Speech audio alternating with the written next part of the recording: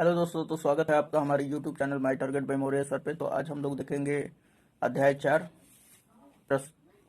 तो ये हमारा जो चैप्टर का नाम है हमारा सारणिक, जिसे हम लोग डिटर्मिनेंट भी कहते हैं। तो आज हम लोगों का प्रश्नावली है इसमें 4.3 और 4.2 तक हम जो भी वीडियो था वो अपने प्लेलिस्ट में डाल रखा है। यदि वो सब देखना है तो हमारे चैनल को सब्सक्राइब कर लें और बेल आइकन को भी दबा लें, ताकि जो नया वीडियो अपलोड होगा तो वो उसका भी नोटिफिकेशन मिल जाएगा। जो पुराना वीडियो होगा वो हमारा चैनल आपके सब्सक्रिप्शन से जुड़ जाएगा, जिससे आप सारा पढ़ सकते हैं। तो चलिए देरी ना करते हुए 4.3 पे चलते हैं। तो दोस्तों ये हमारा 4.3 है प्रश्नावली। इसमें पहला में 3 क्वेश्चन दिया है और स्टेटमेंट जैसा कि दिया है, निम्नलिखित प्रत्येक में दिए गए शीर्ष बिंदुओं वाले त्रिभुज का क्षेत्रफल ज्ञात कीजिए। तो हमने आपको दिखाया था त्रिभुज का क्षेत्रफल, जो बताए थे आपको। इसका जो पूरा हमने बेसिक कॉन्सेप्ट और थ्योरी था उसका वीडियो हमने अपलोड कर दिया है, तो आप उसे भी देख लेंगे तो और भी आपका जो बेसिक कॉन्सेप्ट है सारा क्लियर हो जाएगा। सो चलिए हम लोग इसको करते हैं, पहला क्वेश्चन को। हाँ तो दोस्तों ये हमारा क्वेश्चन है कि निम्नलिखित प्रत्येक में दिए गए शीर्ष बिंदुओं वाले त्रिभुज का क्षेत्रफल ज्ञात कीजिए। पहला बिंदु दे दिया है 10, ये शीर्ष क्रमशः दिए हुए 10, 60, फिर 4, 3। यहाँ पे ध्यान दीजिएगा दोस्तों कि ये हमारा जो होता है वैल्यू x1, ये y1, ये x2, y2, ये x3, y3। तो हम लोग चूंकि पिछले वीडियो लेक्चर में हमने बता रखा उसका बेसिक कॉन्सेप्ट, जैसा कि मैंने अभी बताया। तो देखिए जो त्रिभुज का क्षेत्रफल होता है, सबसे पहले तो हम लोग ये पढ़ रखे थे कि जो क्लास 10th में था 1/2 इस तरह था, और ब्रैकेट में x1 फिर इंटू y2 माइनस y3 इस तरह था। तो यहाँ पर हम लोगों को चूँकि क्लास 12 है हमारा, तो यहाँ पर हम लोग कुछ डिटर्मिनेंट पढ़ रहे हैं, तो डिटर्मिनेंट के हिसाब से ही त्रिभुज का क्षेत्रफल निकलेगा। सो हमने यहाँ पर लिख डाला है त्रिभुज का क्षेत्रफल इस प्रकार हो जाएगा। तो यहाँ पर ध्यान दीजिएगा कि सबसे पहले 1/2 लिखेंगे। ये तो आप जानते ही है कि किसी भी त्रिभुज का क्षेत्रफल में 1/2 होता है, ठीक। उसके बाद अब क्या लिखना है कि तीसरे कॉलम में 1 1 1 लिख देना है। फिर उसके बाद ये x1 y1, x2 y2, x3 y3। कहने का मतलब है कि जो पहला बिंदु होगा 10, यहाँ पे x1 y1 का मान होगा। 60 जो है x2 y2 का मान है। 43 जो है x3 y3 का वैल्यू है। तो सबसे पहले हम लोग ये पूरा जो है जो शीर्ष दिए हुए इनमें हम कन्वर्ट करेंगे, उसके बाद हल करेंगे डिटर्मिनेंट विधि से। तो यहाँ पर देखिए हमने रख दिया है। तो यहाँ पे देखिए कि x1 का मान क्या है हमारा, तो 1 है, तो यहाँ पे रखा हमने 1। y1 का मान क्या है, तो 0, तो हमने रखा 0। फिर x2 y2 का मान क्या है, तो x2 का मान 6, y2 का मान 0, तो 6 0। फिर x3 का मान 4, y3 का मान 3, तो यहाँ पे 4 3। और ये जैसा मैंने बताया 1 1 रख देना आपको। उसके बाद पहले यानी कि R1 के अनुदिश प्रसरण कर देंगे सिंपली, है ना। तो यहाँ पे ध्यान दीजिए कि ये 1/2 हमने लिख लिया। उसके बाद 1/2 हमने लिख लिया। उसके बाद फिर ये 1 लेंगे, तो 1 लिया हमने, तो इसको छोड़ देंगे, ये पूरा स्तंभ को और इस पंक्ति को, अवयव को, सभी को। बचेगा 0 1 3 1। 1 का 0 में करेंगे तो 0 हो जाएगा, फिर माइनस का सिंबल लगाते हैं। फिर 3 में 1 का करेंगे तो 3 हो जाएगा। उसके बाद फिर दोस्तों 0 लिया जाएगा, माइनस 0। उसके बाद जब 0 लेंगे तो इस स्तंभ को छोड़ देना है सभी अवयवों को, और ये पंक्ति के सभी अवयवों को। तो बचेगा क्या, 6 1 4 1। 1 का 6 में कीजिएगा तो 6, 4 का 1 में कीजिएगा तो -4, है ना। ये सूत्र से माइनस आता है। फिर उसके बाद प्लस लेना है, यहाँ पे माइनस है तो यहाँ पे आप क्या लेंगे, +1। ये चूंकि 1 है तो 1 ले लिया हमने। 1 लिए तो फिर क्या होगा, इस स्तंभ को छोड़ देंगे और इस पंक्ति को। 6 में 3 का गुणा करेंगे तो 6 3 18। 4 में 0 का गुणा होगा तो -0। अब यहाँ पे देखिए, अब इसको हल करेंगे तो हमने हल कर रखा है। ये 1/2 हमने लिख लिया। उसी तरह ये 0 में से -3 घटेगा तो क्या बचेगा, -3, तो 1 गुणे -3 लिख लिया। फिर अब देखिए 6 में से 4 घटेगा तो 2 बचेगा, लेकिन 0 में गुणा होगा तो क्या हो जाएगा, 0, तो -0, यहाँ पे माइनस है। उसके बाद फिर प्लस का सिंबल है तो +1, और 18 में से 0 घटेगा तो 18 ही बचेगा, तो 1 गुणे 18, है ना, 1 गुणे 18 हो जाएगा। उसके बाद अब ध्यान दीजिए, -3 का 1 में होगा तो -3, 18 में 1 का होगा तो 18 ही हो जाएगा। 0 माइनस हो प्लस हो कुछ भी लेना देना नहीं होता, 0 हट जाता है। तो 18 में से 3 घटेगा तो कितना बचेगा दोस्तों, तो 15। और ये गुणे क्या है, 1/2। हम यहाँ पे लिख देंगे फाइनली आंसर 1/2 इंटू 15, या इसको गुणा करके लिख दीजिए कि 15 में 1 का गुणा होगा तो 15/2। तो ये हमारा पहला क्वेश्चन था। चलिए क्वेश्चन नंबर दूसरा देखते हैं। हाँ तो दोस्तों क्वेश्चन नंबर 2 हमारा दे दिया है पहला का। तो देखिए यहाँ पे आपकी बार फिर लिख लेंगे चूंकि त्रिभुज का क्षेत्रफल ये होता है। उसके बाद अब x1 का मान रख देंगे हम लोग। ये देखिए यहाँ पे 1 1 1 हमने लिख लिया। उसी तरह x1 y1 का मान क्या हो जाएगा 2 7, तो हमने लिखा 2 7। फिर यहाँ पे x2 y2 का मान 1 1, तो यहाँ पे लिख लिया हमने 1 1। उसके बाद x3 का मान 10, y3 का मान 8, तो यहाँ पे लिख लेंगे 10 8। अब उसके बाद फिर r1 का अनुदिश हम लोग प्रसार कर देंगे। सो यहाँ पे हमने कर दिया है। तो यहाँ पे देखिए कि सबसे पहले 1/2 ले लेंगे, उसके बाद 2 लेंगे। तो 2 लेंगे तो ये जिस स्तंभ में उसके सभी अवयवों को छोड़ देंगे, जिस पंक्ति में उस अवयव को छोड़ देंगे, तो 1 1 8 1 बचा है ना। तो 2 हमने ले लिया।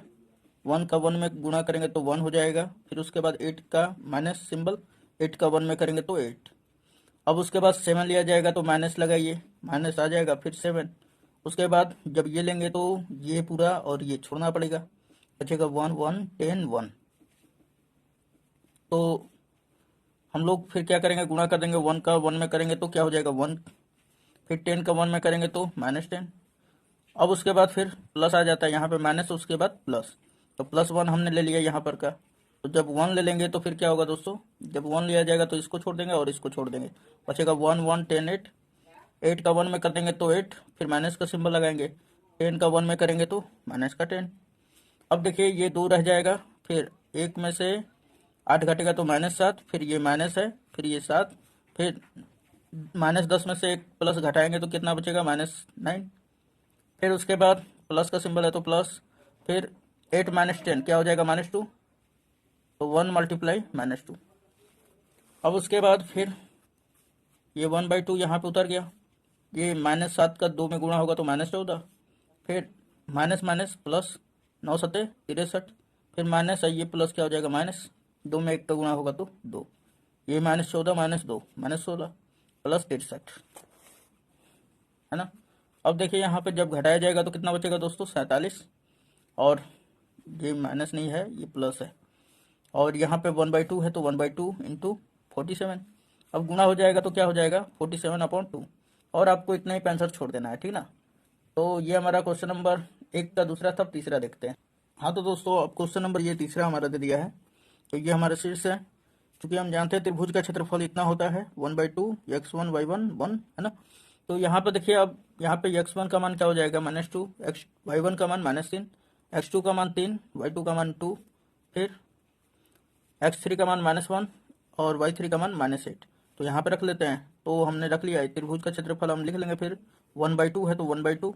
यहाँ पे देखिए x1 y1 का मान क्या है -2 -3।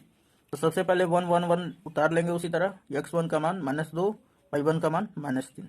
अब उसके बाद फिर यहाँ पे x2 y2 का मान क्या है 3 2, तो यहाँ पे रखेंगे 3 2।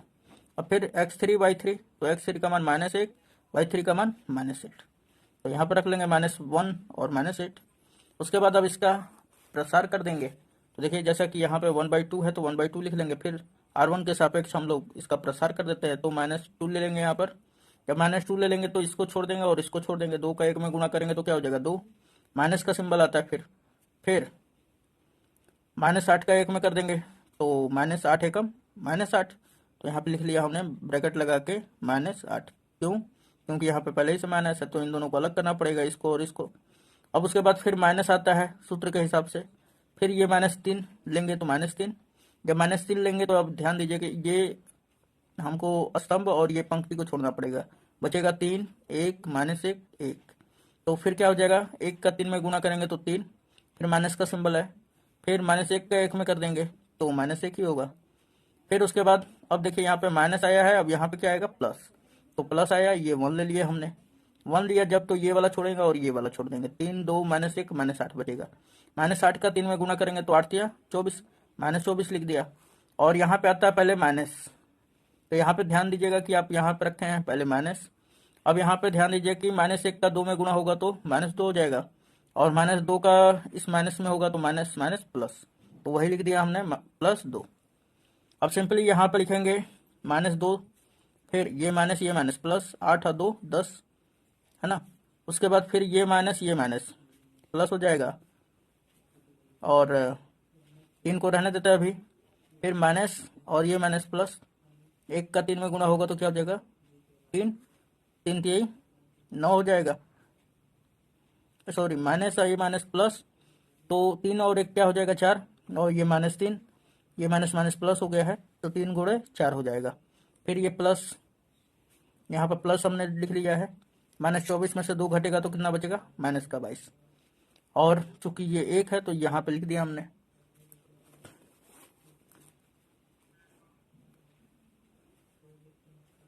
एक गुणे -22। अच्छा फिर से देख लेते हैं दोस्तों कि ये -2 लिख लिया हमने, माइनस और माइनस क्या हो जाएगा प्लस, और 8 2 10, 10 में गुणा करना है किसका, -2 का, तो यहाँ पे लिख लिया हमने -2 गुणे 10। उसके बाद ये माइनस माइनस क्या हो जाएगा प्लस, तो यहाँ पे सिंबल दे दिया प्लस, और 3 3 हमने लिख लिया। फिर अब इस चीज़ को हल करते हैं, तो यहाँ पे हो जाएगा ये माइनस प्लस, 3 1 4, तो यहाँ पे लिख लिया हमने 3 गुणे 4, और बाकी ये तो अभी आपको समझाया है ना। अब देखते हैं, तो यहाँ पर हो जाएगा 1/2, हम वैसे ही लिख लेंगे 1/2। उसके बाद -2 का 10 में गुणा करेंगे तो -20 हो जाएगा। फिर प्लस का सिंबल है तो प्लस 3 चौके 12, फिर -22 का 1 में गुणा होगा तो यहाँ पे ध्यान दीजिए प्लस माइनस माइनस हो जाएगा, 22 से कम 22। अब उसके बाद देखिए सबको जोड़ेंगे तो ये हमारा हो जाएगा -22 में से +12 घटा दीजिए 20, 20 कितना हो जाएगा, सॉरी ये जब इसमें से घटाएंगे तो ये बचेगा हमारा 10, 10 माइनस में बचेगा, यहाँ पे -20 है तो -20 और -10 क्या हो जाएगा, -30। अब ध्यान दीजिए कि 2 से इसको घटाएंगे तो ये 15 टाइम्स चला जाएगा, तो यानी कि क्या आएगा -15। तो यहाँ पे मॉडुलस लगा देंगे -15 पे, तो ये इसलिए लगा रहे हैं, मॉडुलस लगाने पर क्या होता है, जो माइनस में होता है वो क्या आ जाता है प्लस में, जो प्लस में होता है वो तो प्लस में रहता ही है।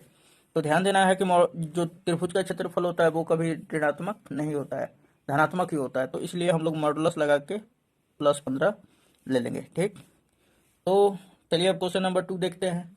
हाँ तो दोस्तों क्वेश्चन नंबर 2 दिया हुआ है कि दर्शाइए कि बिंदु ए कॉमा बी प्लस सी है, फिर बी बिंदु दे दिया हमारा बी कॉमा सी प्लस ए, और सी जो दे दिया हमारा बिंदु सी कॉमा ए प्लस बी संरेख है।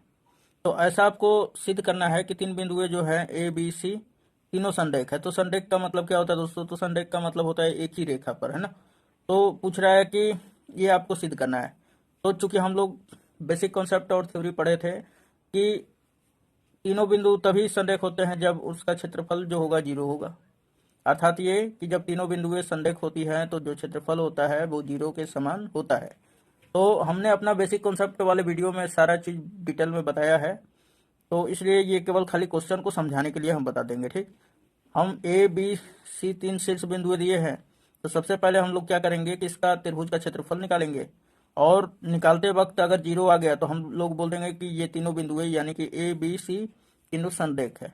तो चूंकि जो दिया हुआ है वो लिख लिया जाता है ना, तो चूंकि दिया हुआ है और बिंदु ए का हमारा ये है बी सी।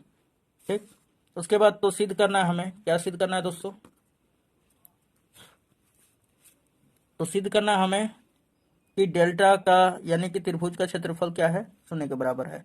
अर्थात जब त्रिभुज का क्षेत्रफल 0 हो जाएगा तो हम क्या करेंगे कि ए बी सी तीनों बिंदु क्या है, संरेख है। सो हमने त्रिभुज का क्षेत्रफल लिख लिया। तो त्रिभुज का क्षेत्रफल अभी अभी हमने बताया ही आपको, है ना, कि यहाँ पे x1 y1 x2 y2 x3 y3, यहाँ पे 1 1 1 रहता है। तो यहाँ पे देखिए कि x1 का मान क्या है a, y1 का मान b प्लस सी, तो वही लिख लिया है हमने कि 1/2, फिर a, फिर यहाँ पे b प्लस सी, फिर यहाँ पे 1।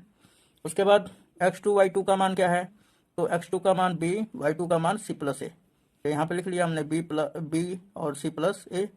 उसके बाद x3 का मान c है, y3 का मान a प्लस b है, तो वही यहाँ पर रख लिया, ये 1 1 ही रहेगा। तो अब चलिए दोस्तों, अब इसको तोड़ने का बारी आ रहा है। हाँ तो दोस्तों हम लोग R1 के अकॉर्डिंग हम लोग क्या करेंगे, प्रसार कर देंगे। तो देखिए 1/2 हमने लिख लिया, फिर a लिया। अब देखिए जब a लेंगे तो ये वाले पंक्ति के अवयव को और इस सम के सभी अवयव को छोड़ देंगे, बचेगा c प्लस ए में 1 का गुणा करेंगे तो c प्लस ए गुणे 1, फिर a प्लस बी का 1 में कर देंगे तो माइनस a प्लस बी गुणे 1, फिर यहाँ पे प्लस आता है तो उसके बाद यहाँ पे माइनस आ जाता है, तो माइनस। अब लेंगे कौन सा दूसरा अवयव, पहले पंक्ति का, तो b प्लस सी है। अब देखिए जब b प्लस सी लेंगे तो इसको छोड़ देंगे और इसको छोड़ देंगे, 1 का b में कर देंगे तो b, फिर माइनस का सिंबल लगा देते हैं, तो उसके बाद c का 1 में कर देंगे तो c। फिर देखिए अब तीसरे अवयव का बारी आ गया, तो फिर अब माइनस लिए हैं यहाँ पर, सॉरी यहाँ पे, तो अब की बार क्या लेना है, प्लस, तो +1 लिया हमने। जब +1 लेंगे तो इसको छोड़ देंगे और इसको, बचेगा ये और ये। इसका गुणा बी में कर देंगे तो हमारा क्या हो जाएगा, तो देखिए बी इंटू क्या हो जाएगा, बी इंटू ए प्लस बी, तो वही लिख दिया हम बी इंटू ए प्लस बी। फिर माइनस का सिंबल, सी में गुणा कर देंगे हम लोग सी प्लस ए का, तो सी गुणे सी प्लस ए। अब उसके बाद सिंपली फिर क्या करेंगे, ए का 1/2 तो उसी तरह उतर जाएगा, ए उसी तरह लिख दिया हमने। अब यहाँ पे देखिए एक का गुणा सी प्लस ए में होगा तो सी प्लस ए लिख देंगे। फिर माइनस ए यहाँ पे लिखा जाएगा, ये माइनस का इस प्लस में गुणा होगा तो माइनस हो जाएगा। फिर ये माइनस का इस प्लस बी में होगा तो माइनस बी। फिर उसके बाद ये वाला हमारा देखिए यहाँ पर कि ये बी प्लस सी है, यहाँ पे बी माइनस सी है, तो आपको पता होगा कि A plus B into A minus B is equal to A square minus B square. तो यहाँ पे चूंकि ए की जगह पे बी है और बी की जगह पे सी है, तो क्या हो जाएगा, ये माइनस लिख देंगे, ब्रैकेट में लिखेंगे बी स्क्वायर माइनस सी स्क्वायर। उसके बाद फिर अब यहाँ पे आ जाते हैं, तो 1 लिख लिया हमने। उसके बाद बी का गुणा ए में होगा तो क्या हो जाएगा, ए बी। फिर बी का गुणा प्लस बी में होगा तो प्लस बी स्क्वायर। अब माइनस सी का जो है गुणा इस सी में होगा तो क्या हो जाएगा, माइनस सी स्क्वायर, क्योंकि प्लस और माइनस क्या होगा, माइनस। माइनस सी का प्लस ए में होगा तो माइनस प्लस माइनस और ए सी हो जाएगा, है ना। अब देखिए ये प्लस ए माइनस ए कट गया। फिर हम लोग आगे काम करेंगे, तो ए का सी में गुणा होगा तो ए सी। फिर ए का इस माइनस बी में होगा तो माइनस ए बी। उसके बाद फिर माइनस ये प्लस इसके सामने है तो क्या हो जाएगा, minus B square minus minus plus C square. फिर यहाँ पर देखिए 1 में ये सब का गुणा होगा तो इतना ही उतर जाएगा ना, तो ये हमने उतार दिया है। उसके बाद सब एक दूसरे से कट जाएगा। कट जाने के बाद इसमें का जो ब्रैकेट का वैल्यू आया 0 इंटू 2 1/2 है। 1/2 का 0 में जब गुणा होगा तो क्या होगा, 0 हो जाएगा। तो अतः हम कह देंगे क्या कि त्रिभुज अतः ए बी सी संरेख होंगे। तो इस बात को हम लोग लिख लेंगे।